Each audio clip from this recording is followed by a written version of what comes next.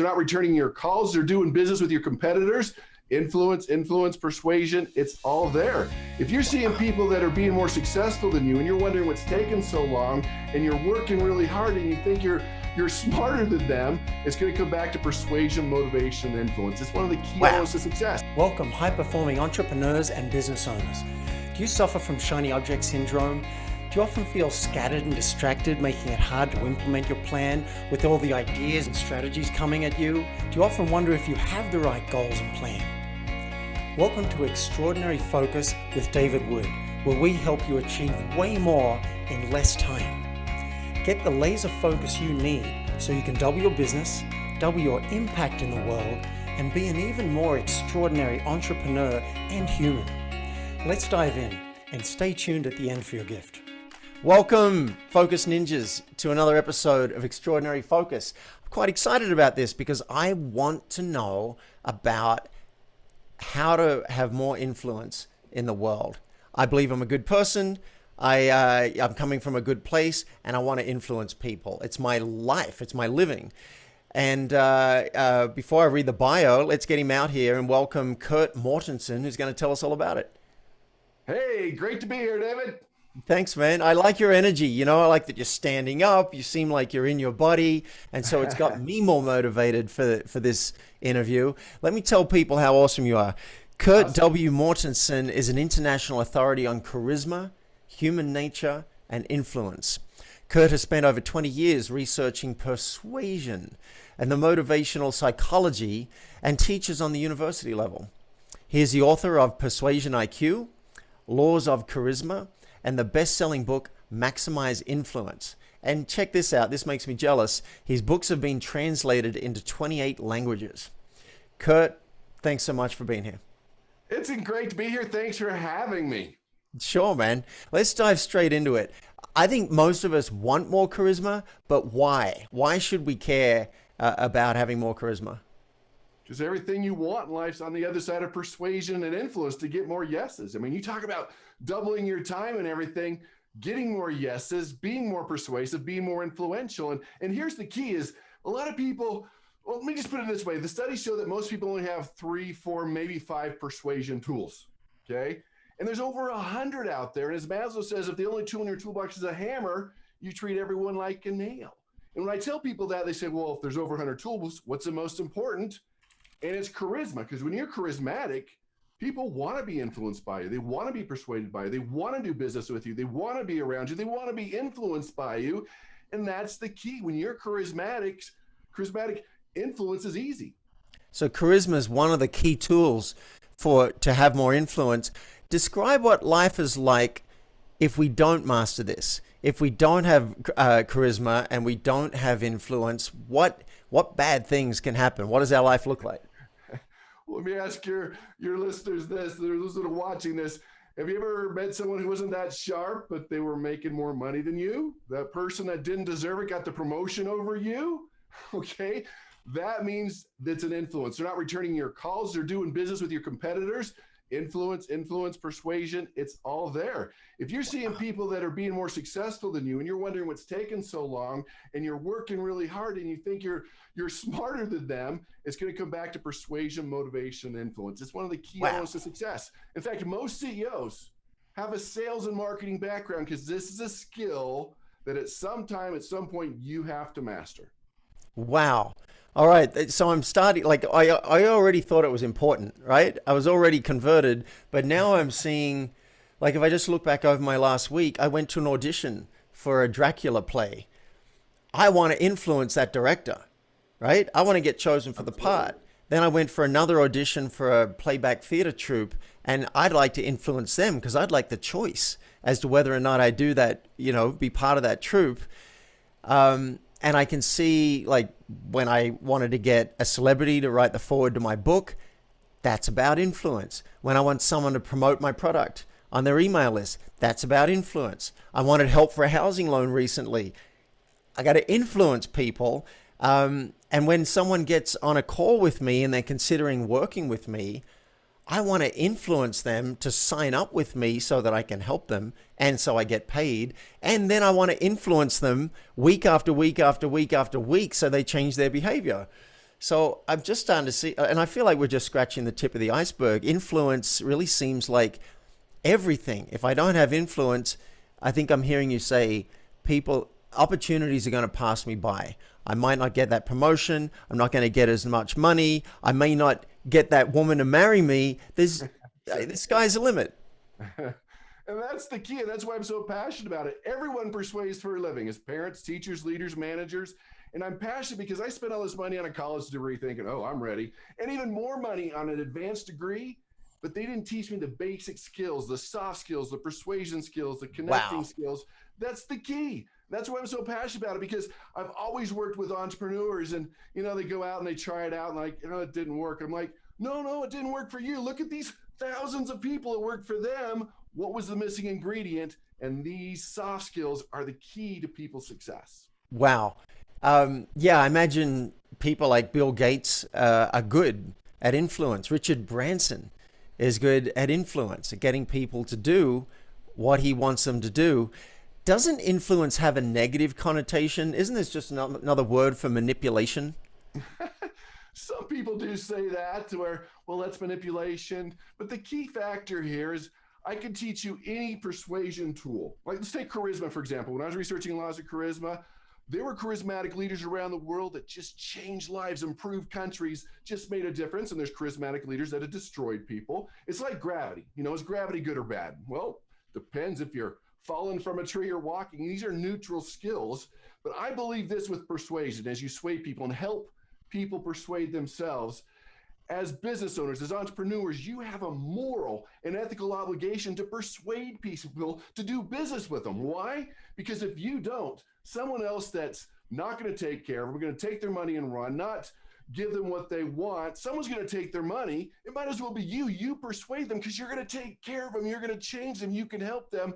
But if you don't, someone else will, and they're going to have a bad experience. It sounds to me like it comes back to intent. If your intent is to manipulate someone into doing something that's not good for them, then it's an evil tool, right? Well, it's not the tool, but you're using it in a bad way. But if your intent is coming from a good place, you're like, hey, I think I want the hundred of you in my audience to stop smoking, and I'm going to do everything in my power to persuade, influence, and manipulate you to stop smoking. Then why not? Let's go ahead. Let's do it. How do we have more charisma? Well, I agree with you. Intent is part of that and being a win-win. And of course, getting the right tools. Anybody can be what I call high lactose or cheesy with their persuasion tools. The way you become more charismatic is to understand, and this is true around the world, your default setting as a human is you tend to persuade how you like to be persuaded. You tend to present how you like to be presented to, and that's wrong. If you learn how to persuade others, how they want to be persuaded, help them persuade themselves, now all of a sudden you'll be more charismatic. People always think they're going to resist. No, deep down, people want to be persuaded. They want to make more money. They want to be healthy. They want to quit smoking. They want to be persuaded. They just want someone they can trust, that's charismatic, that can persuade them, that can help them. Then the door's open to influence. It reminds me of a friend of mine said once, if you can manipulate me into having a better time in life, you go straight ahead. That's Yeah. right. And it's a matter of words. If I had to manipulate a teenager to go to drug rehab, I wouldn't lose sleep over that. But when it's a win-win, like you mentioned, your intention's in the right place, persuasion, as Napoleon Hill said, is the magic ingredient. Right. So how do I get more charismatic? I'm sold. I want to be more charismatic. I want to have more influence. What do I do? Couple factors. One I mentioned is learn to persuade people how they want to be persuaded. Number one. Number two, and over 20 years of research, all points to that up to 95% of persuasion and influence involves a subconscious trigger. You're like, okay, what's that? It's a feeling. When someone approaches you, within seconds, your caveman brain, I like them, I don't like them, I trust them, I don't trust them. And it's crazy. It could be how fast you're walking, how tall you are, your tone of voice, your gestures, your word choice, your smell. When people are near the smell of Cinnabon store, they're more likely to donate to charity. Most of persuasion is done below the radar. It's a feeling. I like them, I don't like them, I trust them, I don't trust them. We just like to be logical, vomit on people, data dump, not persuasive. So my simple brain's a little lost here. I'm looking for some concrete tips that I can practice this week. I heard you say learn to persuade people how they want to persuaded. What does that mean? How do I actually do that? All right, let's talk about it. Just kind of in a simple manner. Let's say you're walking into someone's office and you want to be people person chit chat. They might not be that person. Just to kind of round off some numbers here, some research I've been doing. Half the people, when you walk into someone's office, you've never met them before, want to connect, want to chit chat. The other half want to get right down to business and find out that they can trust you and that you're credible. And so if you just think about that one thing, when you walk in that office, follow their lead. Just learn. You're so concerned about what to say next. Listen, if they say, hey, how's your day going? How's it been? Oh, the weather. We're chit-chatting. We're people skills. We're connecting. But if they say, how long's your company been in business? All right, we got to build some credibility. And here's the secret. You've got about 4 minutes in that conversation to build that credibility, to get them to trust you, to teach them something new, something different, something unique, a reason they should listen to you, what's in it for them. Then we can talk. We can still connect later on, but just that one little piece to veer in either direction can be very helpful, because if you start doing gushy chit chat people skill stuff and they're not that type of person, no connection, no influence. Okay, great. So I got two things I think out of that. One, take their lead. You know, if they're being chit-chatty, if they're asking you how you're doing, if they're asking you, stuff, they're interested in you, then you can follow that, ask them about themselves. If that's not the case, like I just called a client thinking we had a coaching call, and he was like, no, it's next week. He seemed to be a little rushed. He didn't really seem like he wanted to chat right then. So I could have checked in. Do you have a minute to chat, or you got something you want to do? That's totally fine. What I chose to do is just, all right, great. Next week, noon, you got it. I'll talk to you then, right? So I think I got that. Take their lead, pick up on their cues, and then I'm also hearing drop in some credibility.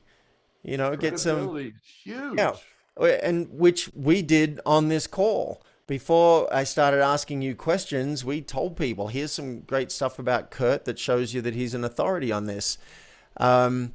If I'm going to give a speech, I want someone to give an intro that puts all that stuff up front. But if I go into someone's office and it's a sales meeting, yeah, maybe I'm going to look for some ways to just drop in the fact that I've been at this for a long time, that I know what I'm doing, so that they can go, oh, this guy's a real player in this. Just at my audition last night, I don't think I meant consciously to do this, but I did drop into one of my answers. I've done so much improv for so long, and now I want to work on this. That dropped in a little bit of credibility into the conversation. Is that what you're talking about? Exactly. And that's the important lesson. It is okay, with trust being at an all-time low, to borrow credibility, to get an introduction, a recommendation, a referral, somebody to leave a voice message. They will always believe somebody else before they believe you. So it's okay. A, you can teach them something new. B, go ahead and borrow credibility, and people will resonate with you and they will trust you. Oh, I like this. It's reminding me of, I did an interview with John Gray from Mars and Venus, and he said men in particular, they want to know what you've done. Mm-hmm. For them to trust you, they want to know that you've rocked it out, that you've crushed it. So he said for the men, he drops in that he's done this and done that and the bestseller and all of that. For the women, I think it was more about they want to know how much he loves his wife, or she's passed away now, loved his wife. That's what had them trust him. So I'm really enjoying this. And the referral thing, yeah, you're so right. For me to try and be on your podcast, or for you to be on my podcast, we could pitch each other cold, or we could go to someone who knows both of us and say, hey, would you make an introduction? You're so simple, pave the but way. It works. Yeah. Yeah. Very few people do that. And that is the key. Borrow credibility. It's okay. If you're going to a situation, no credibility, borrow it. Please do. It is so simple. I love it. Great. What else can we do? So we got this, take their lead, being receptive. We got drop in some credibility yourself, or get someone else to do it for you. What are another couple of tools we can use to increase our charisma? I want to be more charismatic. I want people to want to work with me, to want to be around me. And charisma, a lot of it's going to be your inner charisma, feeling charismatic yourself, being able to persuade yourself. That's a big one. Borrowing credibility that we talked about. And of course, your presence, the way you walk into a room, the way you interact with people. Do people notice you? Your presence has got to be a critical thing. Whether you're on stage or meeting somebody one-to-one, your ability to connect with people, to build relationships is critical. And you're like, well, I have people skills. I'm like, well, do you? Because everyone, do you know that annoying person that you work with, that person that rubs you the wrong way? You know, the person that thinks they're funny, but they're not? That could be you. That is you. You're the annoying person. You don't even know it because you get along with people that are like you. Anybody can do that. But we live in a culture where you can only like people that look like you or dress like you or think like you. No, if you truly want to be an influential, charismatic leader, you've got to get along with every personality, every style, every culture. That ability to connect, to build rapport, to get people to like you opens the doors to influence and charisma and is a key factor to your success.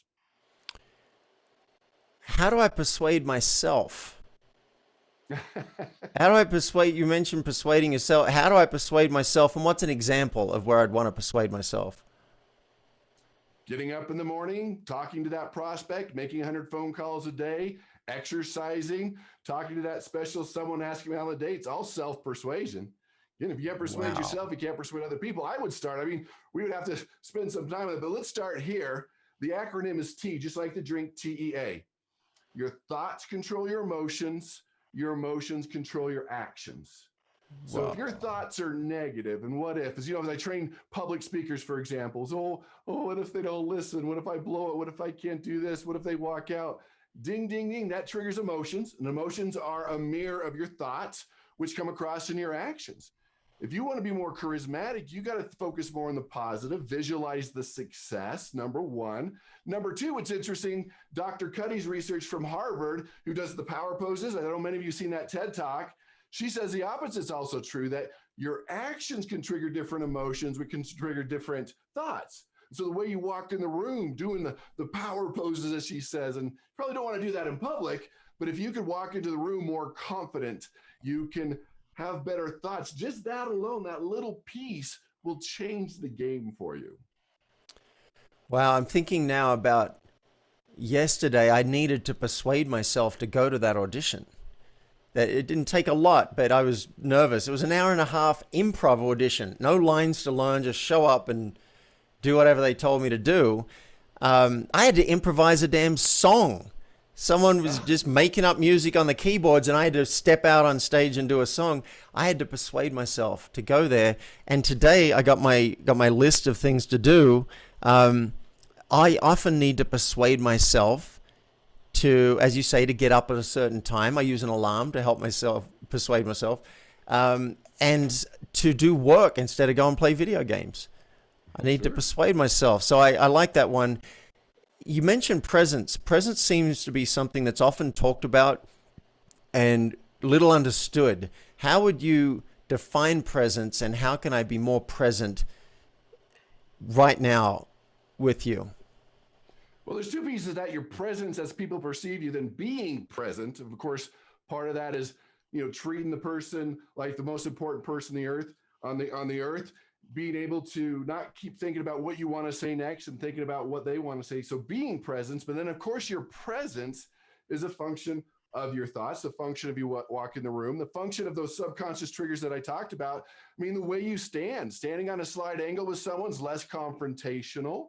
Having your shoulders squared up, good eye contact about 70% of the time gives you more presence. If you're on a stage, the way you share your eye contact in the room, the way you stay squared up with the audience, your gestures, being more open, not making fists, not folding your arms or doing what they call the fig leaf here, those type of things. So it could be a function of your gestures. It's a function of your voice. It's a function of the words you use. Those are the subconscious. I like this person feelings. And of course, being present, I am here to serve you. I am here to help solve your problem is a great start in the world of influence and charisma. Well, a nugget that I want to draw out of what you just said was this idea of really putting your attention on the other person. So something I've noticed in doing my podcast interviews, it was subconscious. I didn't realize it. I was looking at my own image on the video to check how I was coming across and if I'm in the frame and like that. And I'm changing it now. I'm changing it now to put the camera closer to my eye level so it looks more like I'm looking at you, and I actually am looking at you. And as I put my attention on you and what you're saying, I notice you're standing up and you're energized, and then I feel impacted by that. So now there's actually true connection, or at least closer to it. And this is reminding me of acting. I think this is fascinating. I'm told when you're doing a cold reading and you got to read the lines, don't be looking at the script when someone's reading a line to you. Look at the person and actually feel them as they're speaking to you so you can see what your reaction is.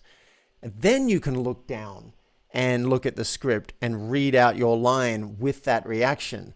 And it seems to me we could do that in life too. In a business meeting, instead of me working out what I'm going to say next, I could really be focused on you. I could really be listening, and I could see, how does that impact me at all? And then come from that instead of my prepared thing. So you've excited me here about this concept of presence. And I can imagine that'd be way more charismatic to be around someone if you are actually with them and you're actually listening to them instead of coming from a prepared script. Now, I want to ask you, before I let you go, you've mentioned to me before this interview about the 5 C's of trust. And I want to know, what are they? I assume we've covered some already, but what are the 5 C's of trust? So trust is the glue to this whole persuasion and influence process. And I'll just run through the 5 C's, give you an example of going to a dentist. Everybody wants a dentist that they can trust, right? That's so important. Let's say you move to a new area, your tooth hurts, you want to see a dentist, and you ask your first neighbor. The first C is character, integrity, honesty, and sincerity. And you go to your first neighbor, recommend a dentist. And they say, well, I know a great dentist, very competent. They know what they're doing, but they just don't have much character. You'll have to wait a few months because they're in jail for insurance fraud. Okay.